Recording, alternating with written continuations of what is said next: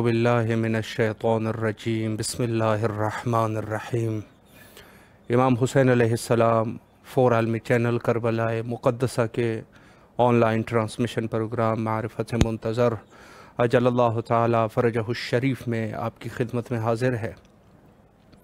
آج کا دن شہادت حضرت امام موسیٰ کاظم علیہ السلام، لہٰذا تمام مومنین کی خدمت میں اور بالخصوص حضرت امام زمانہ اجل اللہ تعالیٰ فرجہ الشریف کی خدمت میں تعزیت اور تسلیت عرض کرتے ہیں۔ در حقیقت اگر تاریخ کو ملاحظہ کیا جائے تو رسول اللہ نے صلی اللہ علیہ وآلہ نے اپنی ہی دور میں ایک مسلمان کے عقیدے کے مطابق ایک مسلمان کو یعنی کامل مسلمان ہونے کے لیے اہل بیت کی مودت اور اہل بیت کی فضیلت کو سمجھنا، اس کے لیے اس کو واجب قرار دیا، یعنی احترام اہل بیت کو واجب قرار دیا۔ اگر ایک مسلمان کے اپنے آپ کو مسلمان کہے تو اس کے لیے اہل بیت کی تکریم کرنا یہ واجب ہے، اور یقیناً رسول اللہ کے جو فرامین ہوتے ہیں وہ کوئی ذاتی یا شخصی یا کسی کی ذاتی محبت میں یا ان کی ذاتی رشتہ داری کے حوالے سے رسول اللہ کے فرامین نہیں ہوتے۔ اور اگر کوئی شخص اس چیز کا حتیٰ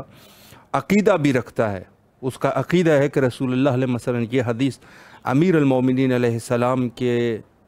فضائل میں ان کے ذاتی رشتہ داری کی وجہ سے بیان کی، تو یقیناً وہ شخص خطا پر ہے، اور شاید ہو سکتا ہے کہ وہ اس کو کافر تسلیم کیا جا سکے، چونکہ رسول اللہ کے فرمان میں شک کرنا یا اس پر غلط طریقے سے استدلال کرنا یقیناً یہ کفر کے مترادف ہے، یعنی رسول اللہ کے قول کو جھٹلانا، قرآن کو جھٹلانا ہے، اور یہ سب چیزیں جو ہے وہ کفر کے باب میں چلے جاتے ہیں، انسان کافر ہو جاتا ہے۔ تو رسول اللہ نے اپنی ہی زندگی میں جو اہل بیت کے فضائل بیان کیے اور اہل بیت کے حب کو، اہل بیت کی مودت کو واجب قرار دیا، اور فرمایا کہ اجر رسالت جو میں نے زحمات اٹھائے ہیں، میں نے آپ کو جہالت سے نکال دیا، یعنی وہ دور نہایت ہی برا دور تھا جس دور میں رسول اللہ نے انسان کو انسانیت سکھائی، انسان کو انسان بنایا، نہایت ہی مشکل دور تھا، اور اس دور میں رسول اللہ کے اس زحمات کا اجر جو ہے وہ یقیناً اہل بیت کی مودت ہے۔ اور آج جو آپ دیکھ رہے ہیں کہ مناسبتوں کے حوالے سے شیعیان حیدر کرار خود اپنے فرائض انجام دے رہے ہیں، اور جلوس کی شکل میں، عزاداری کی شکل میں، سینہ زنی کی شکل میں، کالے کپڑے کے ذریعے سے کہ اپنے آپ کو لوگوں کو یہ دکھا دیں کہ ہم اس وقت غم میں ہیں، ایام غم ہے ہمارے۔ یہ در حقیقت اسی اجر رسالت اور رسول اللہ کے آل کے ساتھ وفا کرنے کا ایک ثبوت ہے، کہ گویا ثبوت دیا جا رہا ہے کہ ہم رسول اللہ کے آل کے وفادار ہیں۔ جہاں فرمایا کہ رسول اللہ نے جس طریقے سے اجر رسالت کو مودت اہل بیت قرار دیا، تو گویا یہ قوم جو ہے آج بھی اس عہد پر باقی ہے، اور رسول اللہ کے قول کا احترام کرتے ہوئے، آیات قرآنی کا احترام کرتے ہوئے آج آپ دیکھ رہے ہیں کہ دنیا کے تمام ہی خطوں میں، دنیا کے ہر جگہ پہ جہاں شیعہ ہے وہاں آپ دیکھتے ہیں، اور اس سے بڑا ثبوت اور کیا ہے کہ جب آپ کسی شیعہ منطقے میں جاتے ہیں وہاں حتیٰ آپ مساجد کو دیکھتے ہیں، ان کے نام بھی اہل بیت سے منسوب ہوتے ہیں، ان کے نام بھی اہل بیت کے نام سے رکھے جاتے ہیں، شیعہ کا جو بچہ ہے اس کا نام بھی اہل بیت سے رکھا جاتا ہے۔ گویا کہ یہ اہل بیت جہاں رسول اللہ نے بڑے واضح طریقے سے بیان کیا تھا کہ میرے اہل بیت جو ہے وہ ان کی مودت واجب ہے، اور قرآن نے در حقیقت آیت قرآنی ہے، تو آج مذہب شیعہ میں آپ اس چیز کو ملاحظہ فرما سکتے ہیں، چونکہ اگر آیت مودت کو دیکھ لیا جائے تو وہاں ذکر جو ہے وہ قربا کا ذکر ہے، کسی صحابی کا ذکر تو نہیں ہے کہ جو ان کے صحابہ ہے ان کا ذکر ہو یا کسی اور کا، کسی کا نہیں ہے۔ اہل بیت سے مراد جو ہے وہ بھی بالکل واضح ہے۔ اب آپ اس وقت جو ہے آپ آیت تطہیر کو دیکھ سکتے ہیں کہ اہل بیت کون ہے، اور آیت تطہیر کی جو تفسیر بیان ہوئی ہے وہ فقط کوئی شیعہ مذہب کی تفسیر تھوڑی نہ ہے، وہ تفسیر تو جا کے آپ تفسیر در منصور کو مطالعہ کر لیجئے، وہاں صاف الفاظ میں لکھا ہوا ہے کہ یہ جو آیت تطہیر ہے اور یہ جو افراد جو وہاں موجود تھے یہ پنجتن تھے علیہم السلام، تو اہل بیت جو ہے وہ یہ افراد ہے، اور حتیٰ کوثر کی تعریف میں تفسیر الکبیر میں بالکل واضح طریقے سے یہ لکھا ہے کہ الکوثر سے مراد یعنی جو آل رسول ہے یہ کون لوگ ہیں؟ فرمایا کل باکر والصادق والکاظم والرضا، کہا کہ اس سے مراد جو ہے یہ علماء اکابرین ہے، علماء اکابرین جو رسول اللہ کے لیے جو کوثر کا لفظ استعمال ہوا ہے، جو کہا یا آل رسول، یہ یہی تو ہے، امام باقر ہے، امام صادق ہے، اور امام موسیٰ کاظم ہے، اور امام رضا علیہ السلام ہے۔ تو یہ گویا کہ جو اہل بیت کے اس میں اہل بیت کے جو باب میں اور اہل بیت کی شناسی کے لیے لوگوں نے بڑی کوشش کی کہ اس اہل بیت میں سے کسی اور لوگوں کو بھی شامل کر دیا جائے، بعض رسول اللہ کے زوجات کو بھی اس میں شامل کر دیا جائے، اور پھر ظاہر ہے کہ زوجات کو بھی کس لیے شامل کیا جا رہا ہے؟ وہ اس وجہ سے کہ ان زوجات کا جن لوگوں کے ساتھ رابطہ ہے، جن لوگوں کے ساتھ ان کی رشتہ داری ہے، مثلا ان کا باپ ہے، ان کا بھائی ہے، ان کو بھی آہستہ آہستہ اس طریقے سے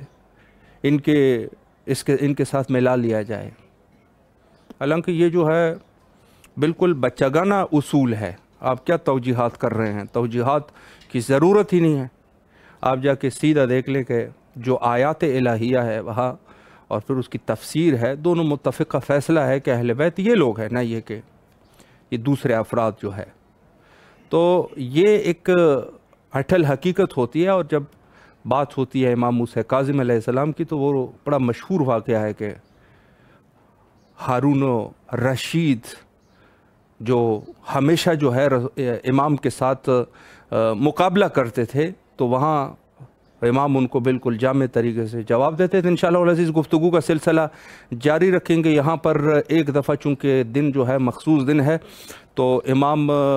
کاظمین علیہم السلام کی زیارت کو ملاحظہ فرماتے ہیں، اور پھر انشاءاللہ آپ کے حاضر خدمت رہیں گے۔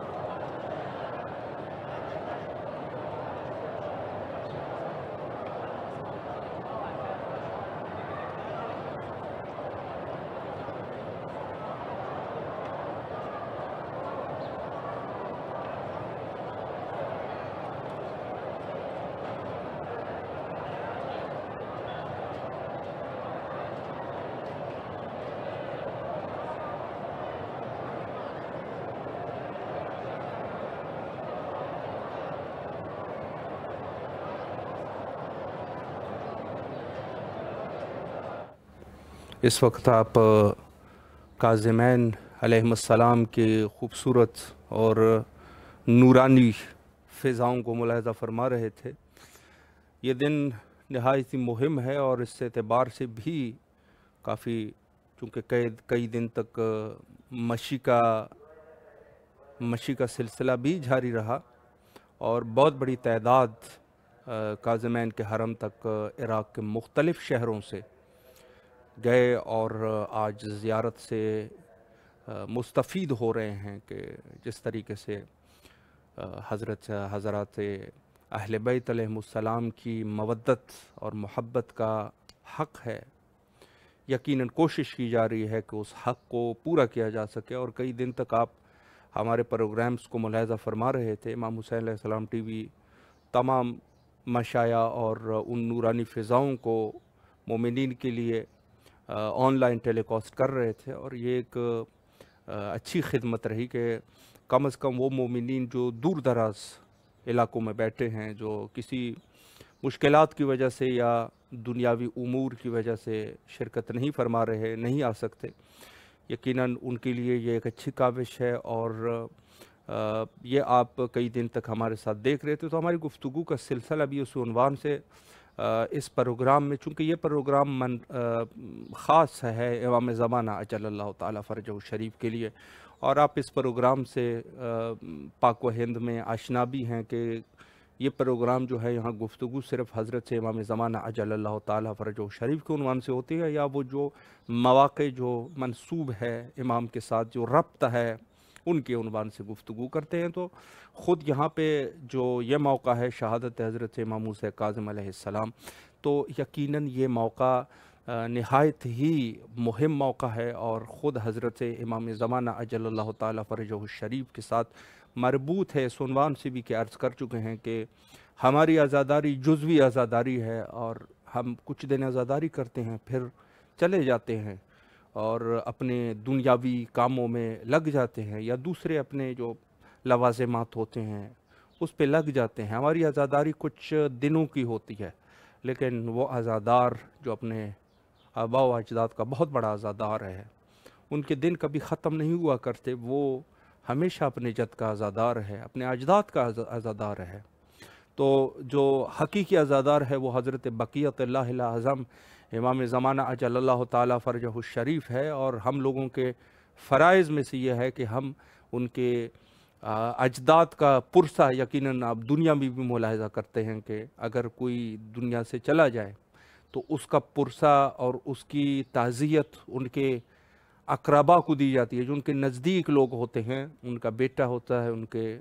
دوسرے لوگ ہوتے ہیں، ان کو جا کے دی جاتی ہے۔ تو اہل بیت کا وارث امام زمانہ اجل اللہ تعالیٰ فرجہ الشریف ہے، اور ہم ایک شیعہ کے عنوان سے کہ ہم اپنے آپ کو شیعہ کہتے ہیں، تو یقیناً ہمیں بھی اس مہم موقع کی اور اس عظیم شہادت کی، شہادت عظمیٰ کی، اس کا پرسہ وقت کے امام حضرت بقیت اللہ الاعظم امام زمانہ اجل اللہ تعالیٰ فرجہ الشریف کو دینا چاہیے۔ اور ضروری نہیں ہے کہ انسان یہاں عراق میں موجود ہو، بلکہ دنیا کے کسی بھی خطے میں ہو، ضروری یہ ہے کہ آج کے دن کا پرسہ ہم جا کے امام کی خدمت میں دے دیں۔ اور پرسے کا طریقہ بھی یہی ہے کہ انسان جو ہے کسی ایسے مجلس میں جا کے بیٹھ جائے کہ جہاں امام موسیٰ کاظم علیہ السلام کا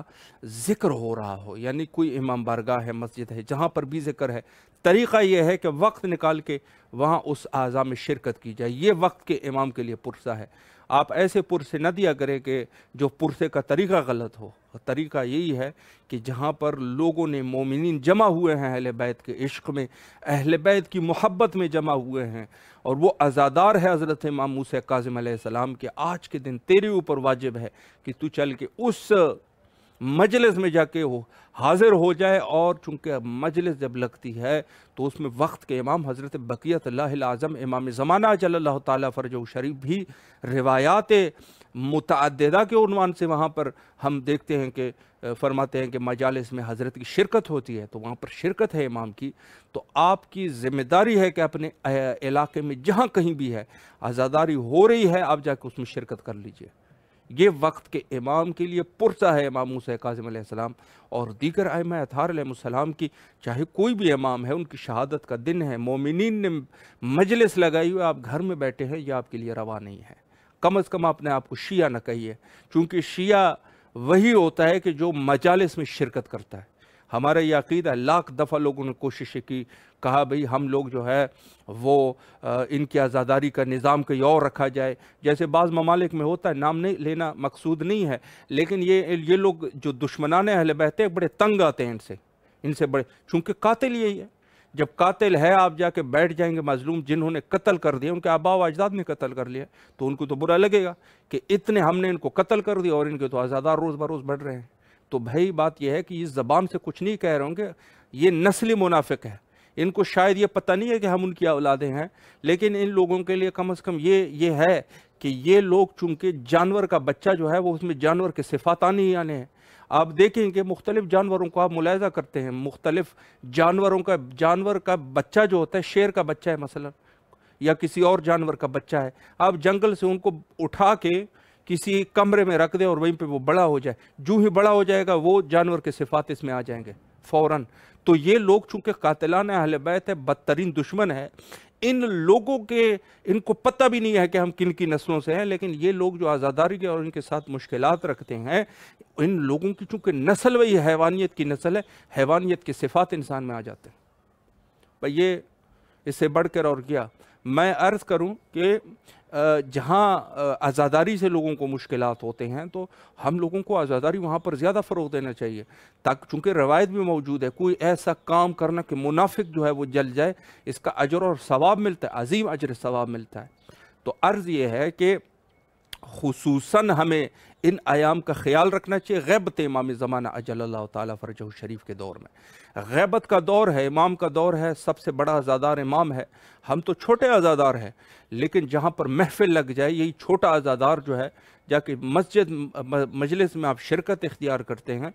اللہ کی قسم یہ آپ کے لیے جو ہے آپ کے آنسو، اگر آنسو آ گئے آپ کے، یہ آنسو جو ہے بی بی سیدہ سلام اللہ علیہا کے رومال میں آپ کے لیے محفوظ ہے۔ اور اس دن روایت بھی پڑھ رہے تھے کہ ایک شخص، بہت سے اشخاص ہوں گے جو روز قیامت ان کو جہنم کی طرف لے جایا جائے گا، لیکن ان سے یہ آواز دی جائے گی کہ ایک منٹ ٹھہر جائے، ان کا کچھ حق ہے وہ حق ان کو دے دے پھر ان کو لے جائیں۔ حق کیا ہوگا؟ یہی عزاداری جو آنسو بہتے ہیں، رسول اللہ جا کے پرزہ لے کے ان کے نام اعمال کے وہ جو اچھے اعمال کا پلڑا ہے جو کہ کم ہوگا اس میں ڈال دیں گے تو وہ بھاری پڑ جائے گا۔ اجر ہے ان چیزوں کا، رسول اللہ کے آل کے وفادار ہے اور اس قوم نے یہ ثابت کر دیا۔ آپ جا کے تاریخ کو دیکھ لیں، آج امام موسیٰ کاظم علیہ السلام کی شہادت کا دن ہے، آج کیا کچھ نہیں ہوا، کیا مظالم نہیں ہوئے، خود ان عباسیوں نے، خود بنی امیہ نے، یعنی درہم اور دینار دے کے سادات کرام کے سر کاٹ لیا کر دیتے، درہم اور دینار دے کے سادات کا سر کاٹ کے لے کے جاتے تھے۔ آل رسول ہے، اس کے اوپر رحم نہیں کرنا۔ اور آج جو ہے الحمدللہ اس قوم نے ثابت کر دیا کہ تم لوگوں نے ظلم کی انتہا کر دی ہے، ہم لوگ جو ہے آج بھی مضبوط ہے۔ آج میں کربلا مقدسہ میں یہاں بیٹھ کے گفتگو کر رہا ہوں اور بابانگ کے دوہل ان کی مذمت کر رہا ہوں، بابانگ کے دوہل مذمت کر رہے ہیں، اور میری طرح ہزاروں لوگ بیٹھے ہوں گے مذمت کر رہے ہیں۔ لیکن یہ جو حقیقت ہے وہ یہ ہے کہ یہ معجزانہ چیزیں ہوتی ہیں، اور آیت قرآنی بھی ہے کہ لوگ جو ہے وہ پھونکوں سے اللہ کے نور کو خاموش کرنا چاہتے ہیں، پھونک لگاتے ہیں نور خاموش ہے، اللہ کا نور کہاں خاموش ہونا ہے، وہ تو جلتا رہے گا۔ تو عرض یہ ہے کہ خود ہم لوگوں کی جو ذمہ داریاں ہیں غیبت امام زمانہ علیہ السلام میں وہ یہی ہے کہ آپ جو ہے اس وقت آپ ٹیلی ویژن پہ ملاحظہ فرما رہے ہیں کربلا مقدسہ میں تابوت حضرت امام موسیٰ کاظم علیہ السلام کو نکال دیا گیا ہے۔ خدا میں حرم نے تابوت جو ہے وہ نکالا ہوا ہے امام موسیٰ کاظم علیہ السلام کا۔ آج جو ہے کربلا میں آپ دیکھ رہے ہیں، ہم لوگوں کو 100 دفعہ اچھا لگے یا برا لگے، یہاں پر عزاداران ہیں حضرت امام موسیٰ کاظم علیہ السلام، اور یہ کن کے خلاف یہ احتجاج ہے؟ یہ احتجاج ہے بنو عباس کے خلاف، ہارون الرشید ملعون کے خلاف یہ احتجاج ہے، جن کو بہت سارے اہل تسنن نے اپنے اماموں میں شامل کر دیا ہے۔ وہ جو رسول اللہ کی حدیث تھی، فرمایا کہ من بعدی 12 اماما او نقیبا، اس قسم کے الفاظ ہے، میرے بعد جو ہے 12 نقیب ہوں گے۔ ہارون الرشید کو اپنے ائمہ میں سے شمار کر دیا ہے ابن تیمیہ نے، مخصوصاً ابن تیمیہ نے اپنی کتاب میں ہارون الرشید ملعون کو اپنا امام انہوں نے بنا لیا ہے۔ ہارون ہمارا امام ہے۔ کون ہے یہ ہارون؟ قاتل ہے حضرت نفس زکیہ امام موسیٰ کاظم علیہ السلام کا۔ ہارون قاتل ہے امام موسیٰ کاظم علیہ السلام کا۔ اس کا بیٹا کون ہے؟ بیٹا مامون ہے، مامون ملعون۔ کون ہے یہ شخص؟ یہ قاتل ہے حضرت امام رضا علیہ السلام کا۔ آگے آپ آئیں گے تو جو بھی حضرت ان کے جو ہے متوکل کو انہوں نے اپنا امام بنا لیا ہے، متوکل ان کا امام ہے، ہزاروں سادات اور شیعوں کا قاتل ہے یہ شخص، متوکل عباسی ان کا امام ہے۔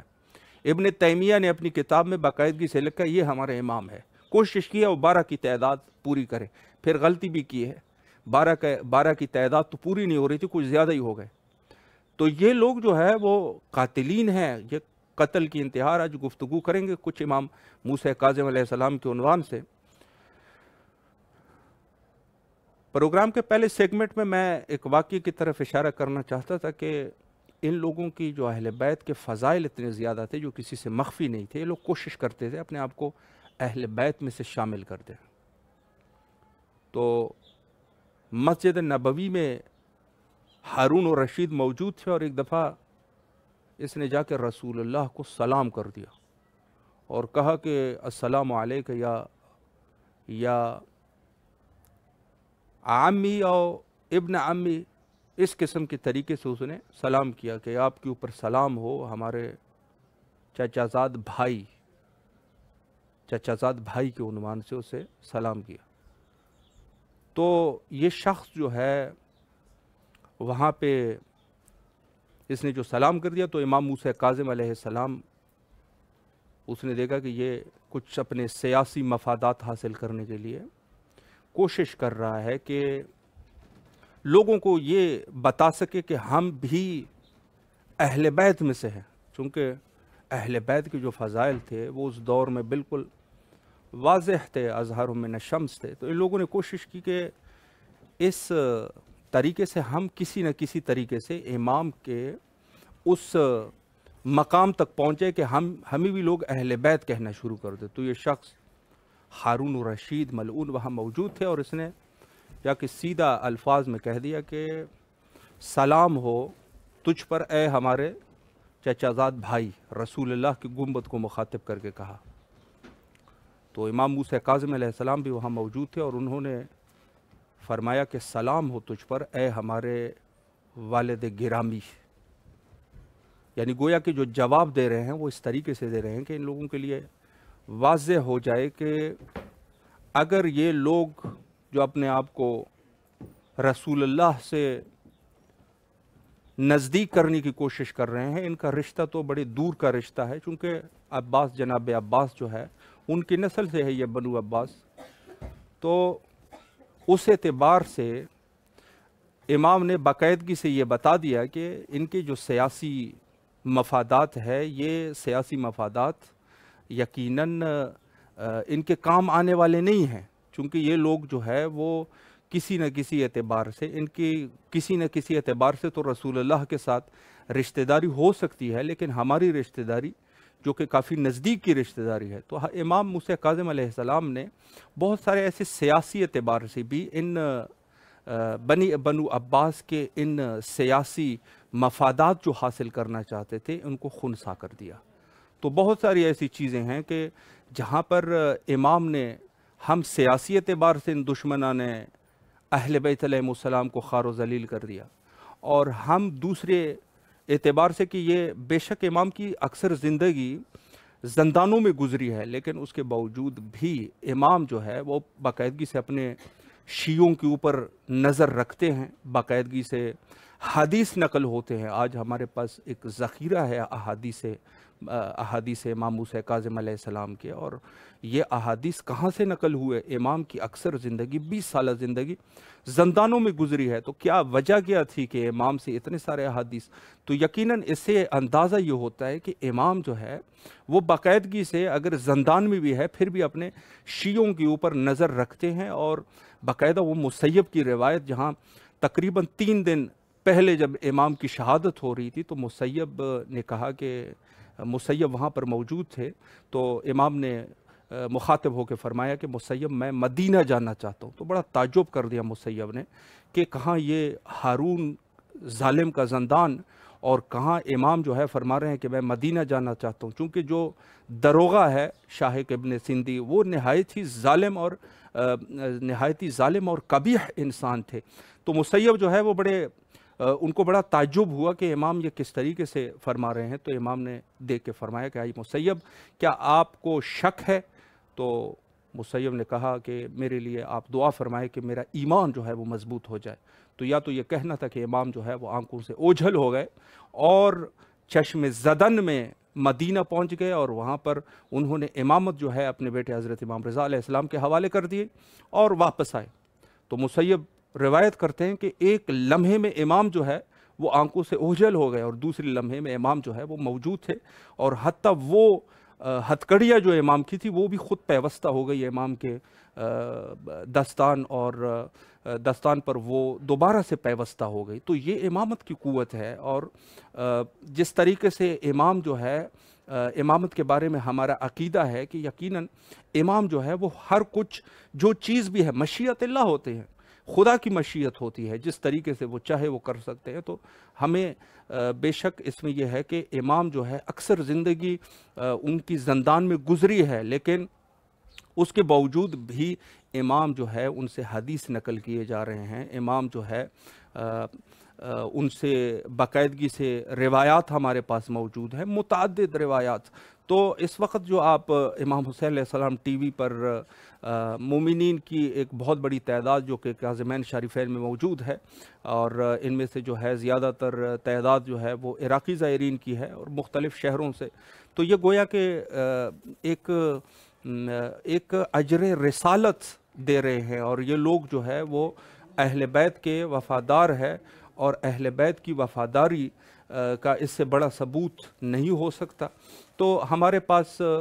جہاں امام موسیٰ کاظم علیہ السلام کی زندگی کے واقعات ہے، تو امام کی اکثر زندگی زندان میں گزری، اور اس کے بعد کی جو پہلے والی زندگی تھی وہ یقیناً امام کی جو ہے وہ زندان کے علاوہ کچھ زندگی جو ہے وہ خود امام صادق علیہ السلام کے ساتھ گزری، جو کہ ایک مختصراً واقعہ ہے، مختصر وقت ہے، اور اس مختصر وقت میں امام نے یقیناً جہاں امامت کے منصب پر جب فائز ہو رہے تھے تو اس وقت بھی کچھ زیادہ عمر مبارک نہیں تھی امام کی، اور دوسرے جو واقعات ہے تاریخ میں خود اس اعتبار سے کہ امام موسیٰ کاظم علیہ السلام 55 سال کی ایج میں دنیا سے چلے گئے اور شہید کیے گئے۔ تو یہ خود ان عباسیوں کی ایک سیاست جو کہ اس دور میں تھی، یعنی خود علمی اعتبار سے کہ جہاں علمی اعتبار سے یونانی کتابوں کو لا کے، یونانی ڈاکٹروں کو لا کے، یونانی علماء اور دانشمندوں کو اہمیت دینے لگ گئے، چونکہ ان کی خاص ایک یہ چیز تھی کہ کوشش یہ کر رہے تھے کہ کسی نہ کسی طریقے سے یہ جو علوم اہل بیت علیہ السلام ہے ان کے اوپر کسی ایک اور علم کو ان کے اوپر حاوی کر دیا جائے، اور اس میں سے ایک فلسفہ تھا جو بعد میں پھر وارد ہوا۔ تو خود امام صادق علیہ السلام کی شہادت کے بعد امام موسیٰ کاظم علیہ السلام نے ان کے اس خاص جو ان کی ایک سیاست تھی علمی اعتبار سے کہ علوم آل محمد پر علیہ السلام پر یونانی علوم کو فوقیت دے رہے تھے، تو اس اعتبار سے بھی امام نے باقاعدگی سے ان کا مقابلہ کیا، اور اپنی اس عمر مبارک میں جو کہ خود امام صادق علیہ السلام کے ساتھ امام کی گزری ہے اس دور میں بھی مقابلہ کیا، اور حتیٰ زندان میں بھی ان کا مقابلہ کرتے رہے۔ تو یہ ہر اعتبار سے کہ جہاں عباسیوں کی سیاسی چال تھی یا دوسرے اعتبار سے اپنے آپ کو اہل بیت کے نزدیک کرنا، ہر اعتبار سے امام کی زندگی ان کے لیے مشعل راہ رہی۔ جب ان لوگوں کو پتہ چلا کہ اب ہم کچھ کر نہیں سکتے، اور امام جو ہے وہ یقیناً قوت امامی ہے اور خدائی طاقت ہے، ہم کچھ کر نہیں سکتے، تو انہوں نے ایک اور منصوبہ بنا لیا کہ کسی نہ کسی طریقے سے امام کے ظاہری کیریکٹر پر ہم کوئی داغ لگا سکے۔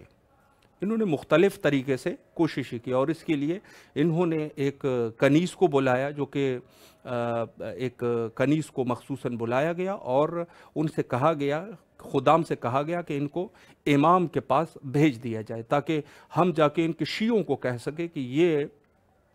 آپ کے امام ہے جو کہ اس قسم کے کیریکٹر کے مالک ہے، نعوذ باللہ. تو خود جب اس کنیز کو وہاں پر لے جایا گیا تو یہ کنیز چونکہ ظاہر ہے کہ ہمارے استاد فرمایا کرتے تھے کہ کائنات کی بدترین خاتون تھی جو کہ بعد میں بہترین خاتون بن گئی. تو ان کو جب لے جایا گیا تو وہاں پہ امام جو ہے وہ موجود تھے اور سجدے کی حالت میں تھے. تو یہ خاتون وہاں گئی اور خاتون جو ہے وہ امام سے کہنے لگ گئی کہ ہم آپ کی خدمت میں حاضر ہیں. تو امام نے فرمایا کہ ہمیں خدمت کی ضرورت نہیں ہے اور آپ جو ہے یہاں سے چلے جائیں. تو بعد میں جب انہوں نے اصرار کیا تو امام نے ایک دفعہ ان کے سامنے کہہ دیا کہ آپ آسمان کی طرف نگاہ کریں. جب آسمان کی طرف دیکھا تو بہشت جاویداں جو ہے وہ موجود ہے اور اس خاتون نے دیکھ لیا تو فوراً سجدے میں گر گئی. جب لوگ آئے تو انہوں نے دیکھا کہ خود یہ خاتون جو ہے وہ عبادت الہی میں مشغول ہے. تو وہ آئے اور انہوں نے اس خاتون کو لے کے ہارون کے پاس لے کے گئے. انہوں نے کہا کہ آپ ان سے جو مفاد حاصل کرنا چاہتے تھے یہ مفاد حاصل نہیں کر سکی اور اوپر سے ان لوگوں نے یہ سجدے میں گر گئے. تو وہ نہایت ہی ناراض ہو گئے. انہوں نے کہا کہ ہم جو ہے آپ کو جس مفاد کے لیے وہاں پر بھیجا تھا آپ نے کچھ اور کر دیا. تو بہرحال اس خاتون نے کہا کہ میں جو ہے جب میں نے نگاہ کی تو بہشت اور وہاں پر میں نے حور اور غلمان دیکھے تو میں نے خدائی کو جب دیکھا تو میں مجبور ہو گئی کہ میں سجدے میں گر جاؤں اور وہ اپنے آخری ایج تک اپنے آخری سن تک یہی قدوس سبحانہ کا کہتی رہی. اور یہ جو ہے یعنی ہر اعتبار سے جب امام کے جنازے کو لے کے گیا اور شہید ہو گئے امام تو وہاں پر بھی ان کی کوشش یہ تھی کہ نہایت ہی کم طریقے سے دکھا دیا جائے کہ یہ ایک خود اپنی اولاً تو ان کو شہید نہیں کیا گیا. یہ خود جو ہے وہ نعوذ باللہ بیمار تھے اور بیماری کی حالت میں اس کو جو ہے وہ ہم لے کے آ گئے اور یہ جو ہے وہ شہید ہو گئے. اولاً تو ان لوگوں کی یہی کوشش تھی لیکن بعد میں جو ہے یقیناً لوگوں کو یہ معلوم ہوا کہ امام جو ہے وہ اپنی طبی طریقے سے دنیا سے نہیں گئے بلکہ امام کو شہید کیا گیا. تو بعد میں انہوں نے یہ کوشش کی کہ کم از کم کچھ ایسا طریقہ کر لیا جائے کہ امام کے جنازے میں کوئی شرکت نہ کر سکے اور انہوں نے نہایت ہی اپنے مخصوص جو لوگوں کو بھیجا اور وہاں لوگوں کو روکنے کی کوشش کی. دھمکایا گیا کہ آپ کسی طریقے سے بھی امام کے جنازے میں شرکت نہ کریں چونکہ امام کا جنازہ جو ہے اس کو ہم نے اگر اس طریقے سے ہو جائے تو لوگ جو ہے ان کا ایک تمرکز کی جگہ بن جائے گی کہ یہ امام ہے اور ایک بہت بڑی تعداد وہاں حاضر ہو جائے. تو انہوں نے ہر اعتبار سے کوشش کی کہ کسی نہ کسی طریقے سے اس نور اہل بیت علیہم السلام کو کم دکھایا جا سکے اور لوگ جو ہے وہ کم طریقے سے ان لوگوں کی طرف متوجہ ہو جائے. اور یہ ظلم کی بھی یہی انتہا تھی چونکہ ابتدائی ایام میں جب خود بنی امیہ اور بنو عباس کی جنگ کا سلسلہ شروع ہوا تو وہاں پر ایک فائدہ مذہب شیعہ کو یہ ہوا کہ امام صادق علیہ السلام چونکہ یہ آپس میں فساد میں لگ گئے اور آپس میں ان کی لڑائی شروع ہو گئی. البتہ بنی عباس کا شعار یہی تھا کہ یہ ذات خود اپنے آپ کو شیعہ ظاہر کرتے تھے کہ ہم شیعہ ہیں اور محبان اہل بیت ہیں اور کسی نہ کسی طریقے سے ہم جو ہے وہ اہل بیت کو اپنا حق واپس کریں گے. لیکن بعد میں انہوں نے کچھ نادان جو اس دور کے نادان لوگ تھے ان کے ساتھ مل گئے اور بعد میں یہ ہوا کہ جب یہ مکمل طور پہ انہوں نے کنٹرول حاصل کر لی تو بعد میں انہوں نے اہل بیت کے اوپر ہی ظلم شروع کر دیا اور خود جو ہے عظیم مثالیں موجود ہے. یعنی اگر بنی امیہ میں حجاج ابن یوسف ثقفی موجود ہے تو حجاج جیسا ظالم جو بدترین ظالم ہے اس سے زیادہ متوکل اس سے بھی زیادہ بڑا ظالم ہے. یعنی متوکل نے وہ سارے مظالم جو ہے جو حجاج نے کیے تھے حجاج ابن یوسف ثقفی نے سادات کرام پر اور شیعیان حیدر کرار پر جو مظالم اس نے کیے تھے درہم دینار دلا کے سر کٹواتے تھے اس متوکل نے اس سے بھی زیادہ کام کر دیا. یعنی خود یہ متوکل جو ہے متوکل کافی نزدیک ہے یعنی بنو عباس کے ابتدائی حکمرانوں میں یہ شخص ہے اور انہوں نے اور پھر بعد میں جو ہے یہ خود ہارون الرشید جو کہ حضرت امام موسیٰ کاظم علیہ السلام کے قاتل ہے۔ یہ 18 دفعہ انہوں نے کربلا کے اوپر، یعنی اس وقت آپ جو کربلا مقدسہ میں زائرین یقیناً دیکھتے ہیں، آج تو بادشاہی ہے امام حسین علیہ السلام کی، 18 دفعہ انہوں نے خود حرم امام حسین علیہ السلام پر انہوں نے مسمار کر دیا اور اس کے اوپر کھیتی باڑی کر دی۔ اسی ہارون الرشید نے جب انہوں نے دیکھا کہ کسی نہ کسی طریقے سے اب یہ اہل بیت کی نور کو بجھانا ہے، اور ہم ائمہ کے قتل کا سلسلہ تو شروع کر ہی چکے ہیں، امام جعفر صادق علیہ السلام کو قتل کر چکے ہیں، امام موسیٰ کاظم علیہ السلام کو قتل کر چکے ہیں، لیکن یہ شیعہ جو ہے وہ باز نہیں آ رہے، لوگ ہاتھ کٹوا کے، لوگ گردنیں کٹوا کے کربلا جا رہے ہیں۔ تو انہوں نے ایک سلسلہ یہ کیا کہ کسی نہ کسی طریقے سے اس نشانیوں کو ہی ختم کر دیا جائے۔ تو تاریخ میں لکھتے ہیں کہ ان بنو عباس نے 18 دفعہ کربلا کو انہوں نے باقاعدگی سے امام حسین علیہ السلام کے حرم کو گرا دیا، اور وہاں اس زمانے میں حرم جو ہے وہ اس قدر زیادہ وسعت نہیں تھی، لیکن نشانیاں جو موجود تھی، تو انہوں نے حرم پہلے گرا دیا اور اس کے اوپر حل چلا دیے اور زراعت کرتے رہے۔ تو ان لوگوں نے جو بنی خود ابن تیمیہ ہے جو کہ ان لوگوں کو اپنے اماموں میں شامل کر رہے ہیں، یعنی متوکل ان کا امام ہے، ہارون الرشید امام ہے قاتل امام موسیٰ کاظم علیہ السلام، اور مامون الرشید قاتل حضرت امام رضا علیہ السلام، یعنی یہ لوگ جو ہے ان کے باقاعدگی امامت کے لسٹ میں لے کے آتے ہیں۔ رسول اللہ کے حدیث کے مطابق جہاں پر 12 ائمہ کا تصور تھا، انہوں نے کوشش کی کہ ان لوگوں کو بھی امام بنا دیا جائے۔ تو آج جو رستہ ہے ہمارا وہ بالکل جدا ہے، یعنی ایک طرف سلسلہ امامت کو بھی دیکھ لیں، اور جہاں انہوں نے سلسلہ امامت کو البتہ خلافت سے تشبیہ دی ہے کہ امامت جو ہے وہ وہی خلافت ہے جو کہ یہ لوگ کرتے ہیں، اور ایک ان کی ہر قسم کی، یعنی خود حضرت امام حسن عسکری علیہ السلام تک انہوں نے یہ سلسلہ رکھا، اور امام حسن عسکری علیہ السلام کے دور تک انہوں نے باقی تو باقی، پھر انہوں نے سادات خریدنے کا کام شروع کر دیا، یعنی خود جعفر کذاب اور اس قسم کے جو لوگ تھے انہوں نے پیسوں سے خریدنا شروع کر دیا۔ پتہ چلا کہ اگر ان کو شہید بھی کریں گے پھر بھی ان سے سیاسی مفادات حاصل نہیں کیے جا سکتے۔ انہوں نے جا کے بعض جو کم ایمان قسم کے سادات تھے ان کو خریدنا شروع کر دیا اور ان کے ساتھ رشتہ داریاں شروع کر دی۔ تو ہر ایک کام ان کا جو بھی تھا انہوں نے بڑی کوشش کی ہے، اور اپنے اقتدار کو بچانے کے لیے انہوں نے ہر قسم کے کفر، شرک اور ہر قسم کے فسق و فجور سے انہوں نے کسی چیز سے بھی اپنے آپ کو نہیں روکا، ہر قسم کی کوشش کی، لیکن آخرکار کے ان کا کوئی بھی جو ان کی سازش تھی وہ کام نہیں آئی۔ اور البتہ یہ کہ وقت کے امام کا، حضرت امام زمانہ اجل اللہ تعالیٰ فرجہ الشریف کی غیبت کے دور تک یہ لوگ جو ہے ان کی حکومتیں چلتی رہی، اور آخر آج آپ دیکھ رہے ہیں کہ دشمنان اہل بیت کے کیا حالات ہیں، نہ تو ان کے تاج ہیں نہ تخت ہے اور اہل بیت کی بادشاہی ہے، لیکن انہوں نے جو مظالم کیے ہیں وہ آج بھی ان کی جو یاد ہے اور ان کی جو تاریخ ہے، یقیناً تواریخ میں لکھے ہوئے ہیں انہوں نے کیا کچھ نہیں کیا۔ تو آج کل کا دور کا جو دشمن ہے اہل بیت کا، یہ بھی انہی کے نسل کا ہے، اور میں پہلے بھی عرض کر چکا ہوں کہ اگر کسی ایک یہ جو آج عزاداری سے لوگوں کو مشکلات ہے، آج لوگ جو ہے ان کو یہ پتہ نہیں ہے کہ ہم کن کی نسلوں سے ہے، لیکن میں نے عرض کر دیا کہ اگر حیوان کے بچے کو جنگل سے لا کے آپ جا کے کسی گھر میں بھی رکھیں گے، کچھ عرصہ گزرے گا، اس میں اسی حیوان کے، اگر شیر کا بچہ ہے تو وہی شیر کے عادات اس میں شروع ہو جائیں گے۔ تو یہ لوگ بھی اسی طریقے سے ہیں، ان لوگوں کی ذات خود اپنے نسل کا پتہ نہیں ہے، لیکن عادات جو ہے وہ اسی جگہ پر قائم ہے جو وہ ظالم تھے۔ تو یہ لوگ بھی ظلم سے ان کا یہ لوگ روکنے میں نہیں آتے۔ پروگرام کے آخری سیگمنٹ میں میں ایک اشارہ حضرت امام زمانہ اجل اللہ تعالیٰ فرجہ الشریف کے عنوان سے کروں کہ دیکھیں غیبت امام زمانہ اجل اللہ تعالیٰ فرجہ الشریف میں جو مومنین کی ذمہ داریاں ہیں، تو ان میں سے سب سے بڑی ذمہ داری یہ ہے جس کو ہمارے صاحب کتاب صاحب مکیال نے بھی بڑے واضح طریقے سے لکھا ہے کہ غیبت کے دور میں ہماری ذمہ داریوں میں سے ایک ذمہ داری یہ ہے کہ ہم اہل بیت کے غم کو بہتر طریقے سے منا سکے، دنیا کے کسی بھی کونے میں ہے، کہیں بھی ہے، اہل بیت کے غم کو منائیں، اور اہل بیت کے اگر خوشی کا دن ہے تو اس کو بھی منائیں، اور جو غم ہے غم بھی یقیناً کرے۔ انتظار کا بہتر طریقہ بھی یہی ہے کہ انسان جو ہے اگر امام زمان علیہ السلام کا منتظر ہے تو اس کو چاہیے کہ کم از کم ایک اچھے طریقے سے